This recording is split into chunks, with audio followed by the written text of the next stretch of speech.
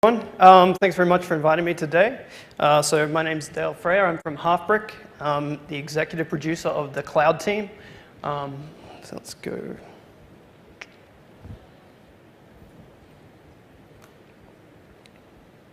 Nope, pressing the wrong button, I think. Here we go. All right, so Halfbrick is a video game studio.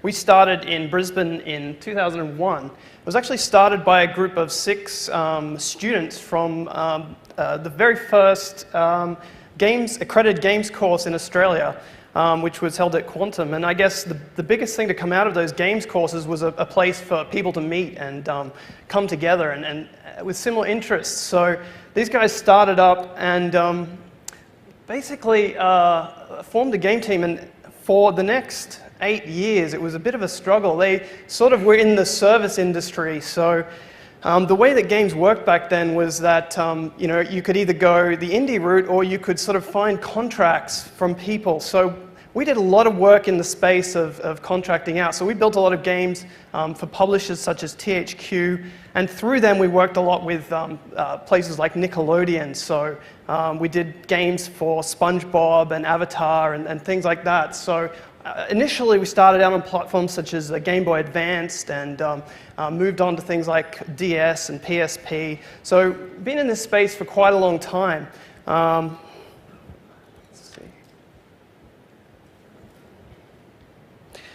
So we've come sort of a long way since then, and a lot of it comes down to basically from the very beginning. Even though we were a service company, we always had the dream of sort of moving to developing our own IP, developing our own games, designing them from scratch, coming up with those ideas. And so a couple of years ago, we've been doing this for a while, but a couple of years ago we finally managed to sort of make a break into the market, and that was sort of coincided with the Apple iStore and everything that sort of came with that.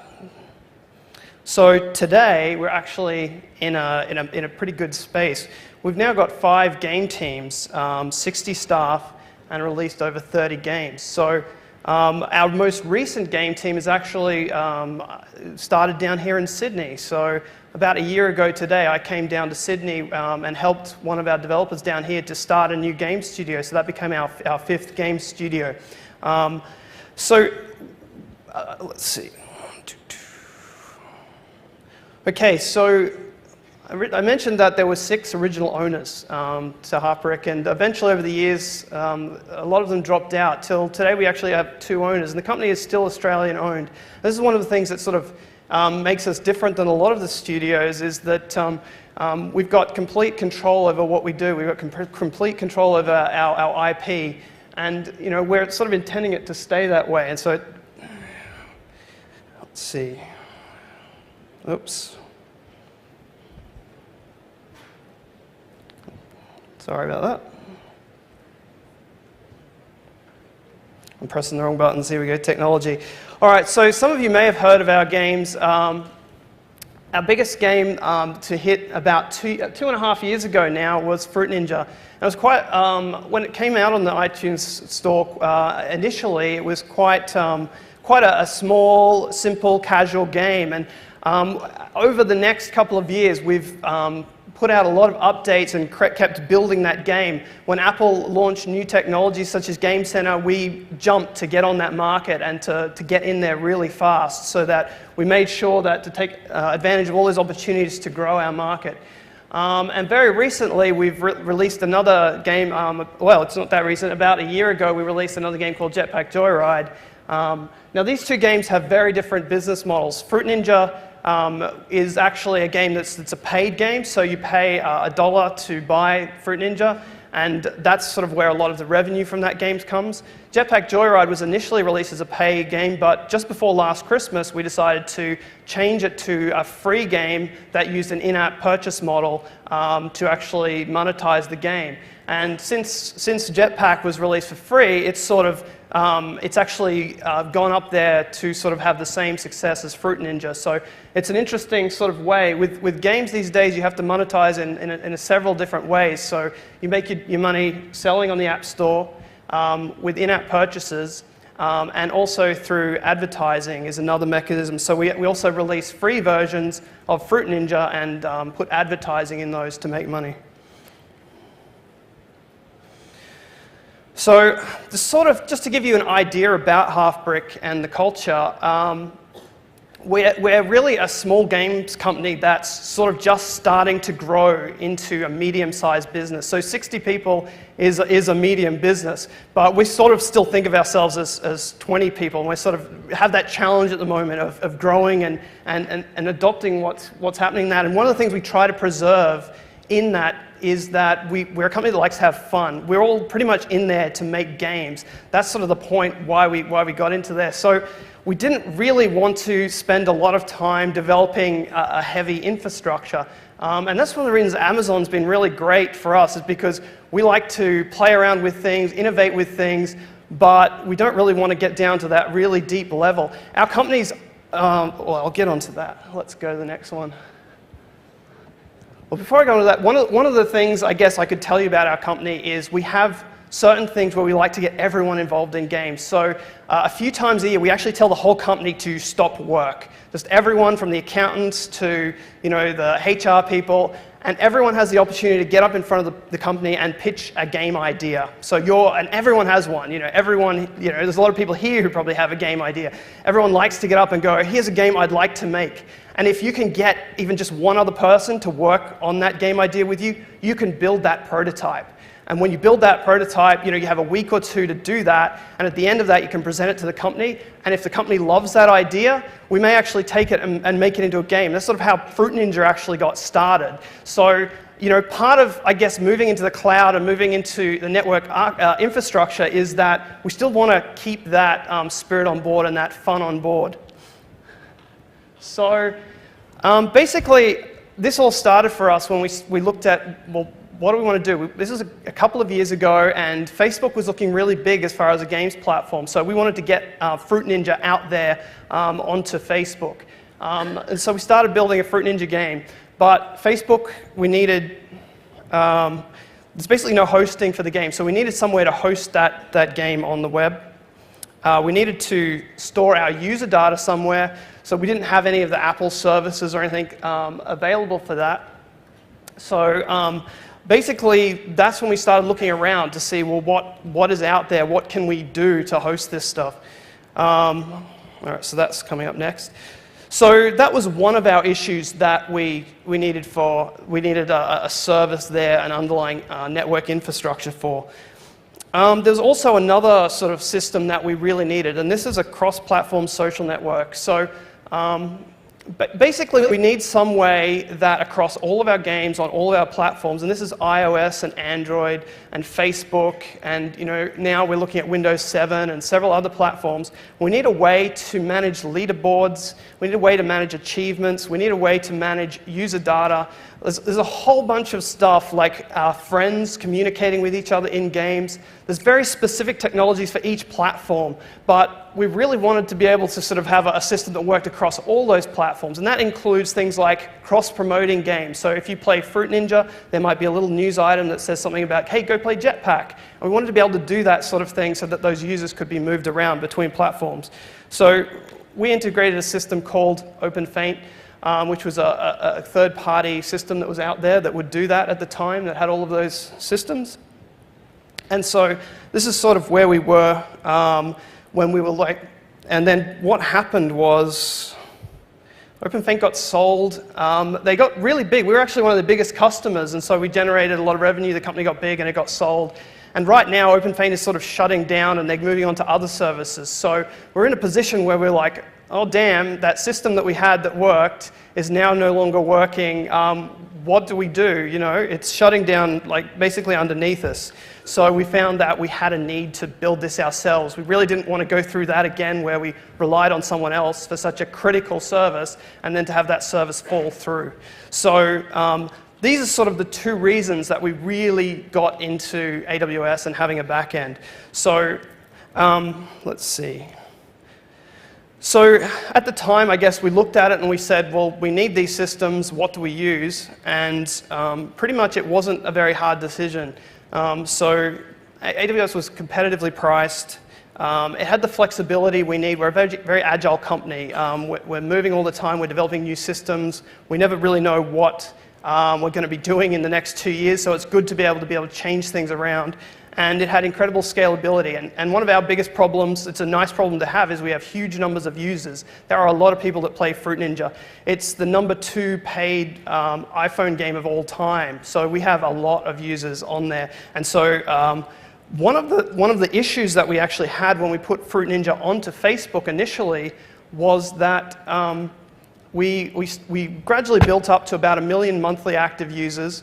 And then, unbeknownst to us, Facebook actually, in the background, had promoted us or was doing a promotion. We didn't really notice that this was happening. And suddenly, our monthly active users grew from 1 million monthly active users to 9 million monthly active users over the course of a couple of weeks. And so as this happened, we were very novices in this. We're a company full of game designers and game programmers, and we're really good at that stuff. But to be quite honest, we have really no knowledge of networking or any of this back-end stuff that's really new to us. So we'd sort of had our games running on SQL databases and on, I think, one server. And pretty much as those users scaled up, that server started failing horribly. And so we were getting tables in the database that were dying. So pretty much as that happened, we panicked and we went, what's out there? And we found DynamoDB. And I think this is pretty much very soon after DynamoDB launched. We were on it pretty quickly. And so we started ripping out, as things failed, we ripped out SQL and we shoved in Dynamo, because Dynamo would scale out that data basically for us, and we didn't have to worry about that sort of scaling thing. And that's probably coming from an attitude of being a bit naive about the scalability of SQL in the first place, but that's sort of why this system's been really good for us, because it handles that scaling for us, and we didn't have to worry about that too much. So basically we're in a position where we can handle that sort of load now. So when it came to building our backend for our other games and not just Facebook, we sort of took the same lessons and we're going, well, we're pretty much going to use Dynamo now because we don't want to run into those situations that we had in the past. All right, so this is why Amazon is good for us. It helps us manage rapid growth, which we get a lot of. I just released Jetpack onto Android, and the Android users have been really up in arms that we haven't had Jetpack Joyride on Android. For about a year, it's taken us to get it on there. And when we did finally put it on there, I had a bit of a minor crisis with the number of servers I had not being quite enough to handle the demand for that. So suddenly, the number of users went up. We went up from a maximum of 200 servers to 500 servers in the matter of and it's always on Friday night and Saturday night, right? This is the games industry. Our normal daily business sort of graph of usage is a wave, because we have our peak time about 1 a.m. for us. And on the weekends, Friday gets up to here, and then Saturday is way up here. So I was Skyping my Amazon rep on Saturday night going, we need more servers, can you increase our limit? And so luckily he was online on Skype and we were able to get that limit up, and actually our servers went up to 500. Something I didn't realize was that Jetpack users play a lot more games than Fruit Ninja. So even though the number of users wasn't skyrocketing as much, the actual number of games being played was huge, and we do a sync to our servers every time a game is played. So that number of events was quite large. All right, so I talked about that.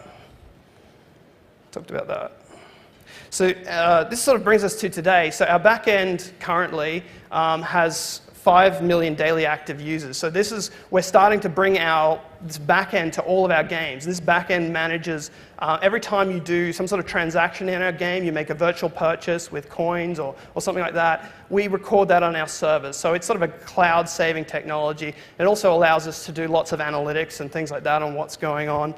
So there's about 5 million today. That's about half of our users, because we're still bringing some of our games and platforms on board to our back end. They're not sort of all connected yet.